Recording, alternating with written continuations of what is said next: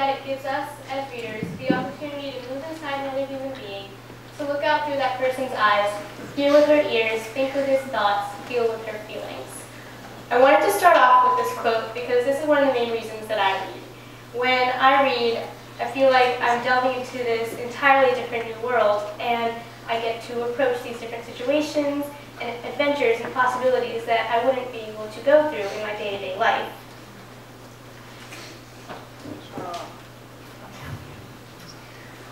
Now, fiction is considered less valid and a little bit less popular now because people want explanations and answers, nonfiction.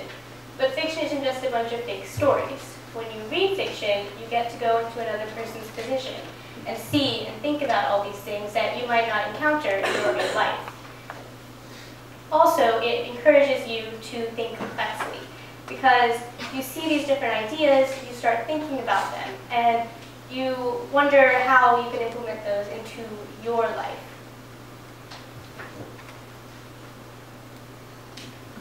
Along with the escape of reading, there are a lot of social benefits.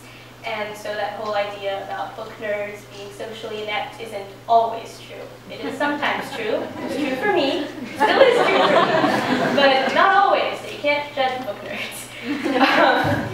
So people who read fiction before taking a specific test measuring social perception, emotional intelligence, and empathy perform better than people who didn't read fiction before. And this is because fiction leaves more to the imagination. So people can read into characters and situations. And also, when you're confronted with these different problems, you see a lot of different ways to solve the problems. So you have to assess all different ways and also delve deeper into your personal value system. So, along with the better social position of fiction, fiction can also influence how you think and how you adapt to situations. So I wanted to talk about a few of the books that have really influenced me to start to get the ball rolling about which books those could be for you. Firstly, Harry Potter, of course. Along with teaching me about many deep themes like friendship, death, and good versus evil, it also introduced me to this entire community of book lovers like me, and I'm still getting introduced to more and more people who love books just as much as me and a lot more than me, and it's just fantastic because it really helped build my confidence because I see that I'm not alone.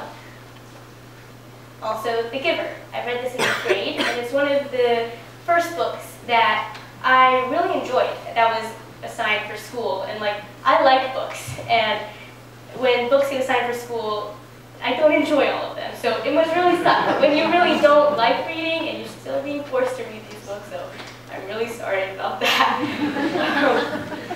But that showed me that you can't always trust people, and people in society lie to you to try to change your point of view on situations, so it taught me to start questioning authority and not just go with what seems like the social norm.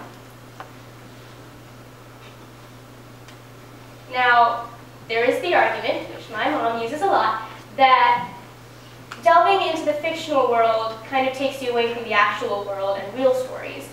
But the real world is controlled largely by fictional elements. Like money, for example. Here's some paper and metal. It means something. It means a lot. The more you have, the more powerful you seem. But at its base is paper and metal, and that's really not spectacular. But we've put meaning to it.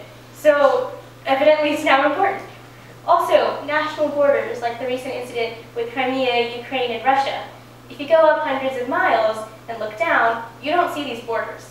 They're imaginary, fictional, but they're agreed upon, or not, which can lead to war. But they're still imaginary, and the results of these fights and wars are definitely not fictional or fake or imaginary. They're real things. And that's really the beauty of fiction, because it allows you to explore all this weird imaginary stuff that's made its way into our real lives. You get to really assess what's going on around you. And there's things all the time. There's arguments about things that people could have made up a really long time ago, but now is a really big deal. For example, that could be religion. But when people say that reading fiction and really throwing yourself into there isn't dealing with the real world, they're kind of missing out on all the elements of life